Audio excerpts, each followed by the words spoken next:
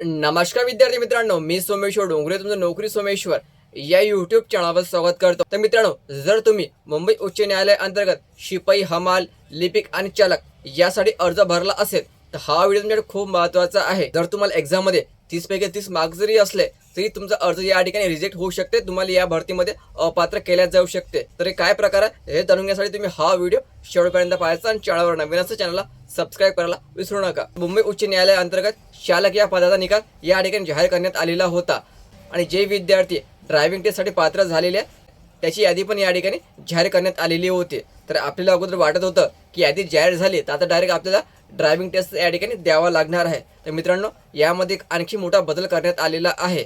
त्यामध्ये आणखी एक यादी लागण्याची शक्यता आहे। ते कशा प्रकारे होणार आहे तर बघा मित्रांनो, ज्या विद्यार्थ्याची चालक टेस्टसाठी नियुक्ती झालेली आहे त्यांच्यासाठी एक महत्त्वपूर्ण सूचना या ठिकाणी जाहीर करण्यात आलेली आहे मुंबई उच्च न्यायालय या अंतर्गत। तर या नोटीसनुसार जे 562 विद्यार्थी मुंबईचे, नागपूरचे 78 विद्यार्थी, औरंगाबादचे म्हणजे छत्रपती संभाजीनगरचे 62 विद्यार्थी, तो यांना आता सेल्फ अटेस्टेड कॉपी पाठवायची आहे।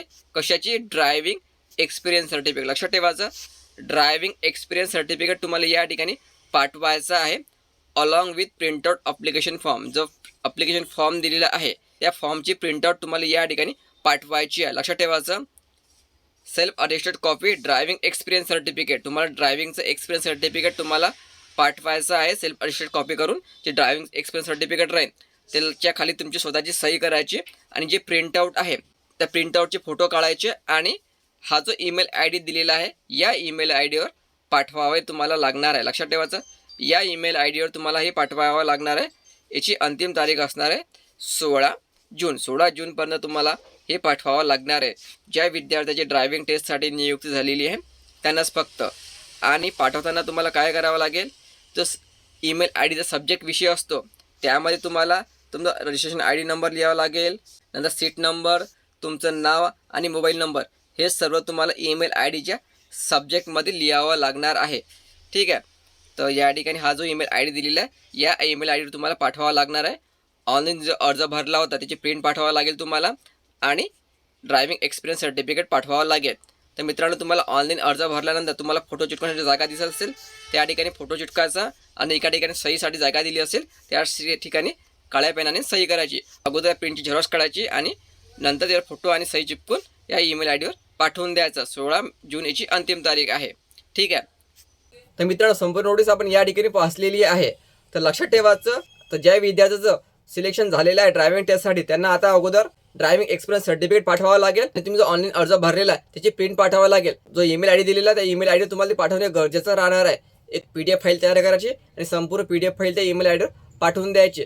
16 जून याची अंतिम तारीख राहणार आहे, कारण काल हे अपडेट आलेली आहे आणि कालपासून 7 दिवस तुम्हाला या ठिकाणी धरावं लागणार आहे। तर यामध्ये आज अशाच प्रकारचं शिपाई, हमाल या पदासाठी पण होणार आहे आणि लिपिक या पदासाठी पण होणार आहे। तर लिपिकचा निकाल लागल्याबरोबर जे विद्यार्थी पात्र होणार आहे त्यांना पण या ठिकाणी काही डॉक्युमेंट मागितल्या जाणार आहे आणि अर्जाचे प्रिंट या ठिकाणी मागितल्या जाणार आहे। आणि शिपाई, हमाल यासाठी पण लिस्ट लागल्यानंतर त्यांना पण या ठिकाणी डॉक्युमेंट मागितले जाणार आहे आणि डॉक्युमेंट आल्यानंतर अगोदर तुमचे डॉक्युमेंट संपूर्ण व्हेरिफिकेशन केलं जाणार आहे आणि व्हेरिफिकेशनमध्ये जर तुम्ही पात्र झाले तर याची आणखी एक यादी जाहीर केल्या जाणार आहे। तुम्हाला एक्झाममध्ये कितीही मार्क्स असले तरी चालेल, पण जर तुम्ही डॉक्युमेंट व्हेरिफिकेशनमध्ये कट झाले तर तुमची नियुक्ती या ठिकाणी पुढील प्रक्रियेसाठी होणार नाही, एवढं लक्षात ठेवायचं।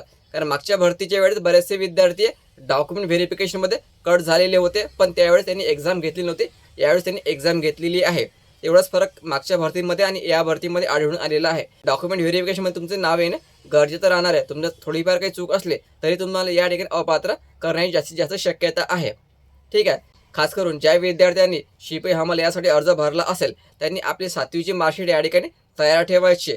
7वीची मार्कशीट तुम्हाला या ठिकाणी मागण्याची शक्यता आहे डॉक्युमेंट व्हेरिफिकेशनमध्ये। तर मित्रांनो, शिपाई आणि हमाल तसेच लिपिकसाठी कोणकोणत्या डॉक्युमेंटची आवश्यकता राहणार आहे, कोणकोणते डॉक्युमेंट तुम्हाला तयार ठेवणे गरजेचं राहणार आहे, तर याबाबतचा सविस्तर व्हिडिओ मी उद्या बनवणार आहे। त्यासाठी चॅनलला तुम्ही आताच सबस्क्राईब करून ठेवा। व्हिडिओ महत्त्वाचा जास्तीत जास्त शेअर करा। धन्यवाद।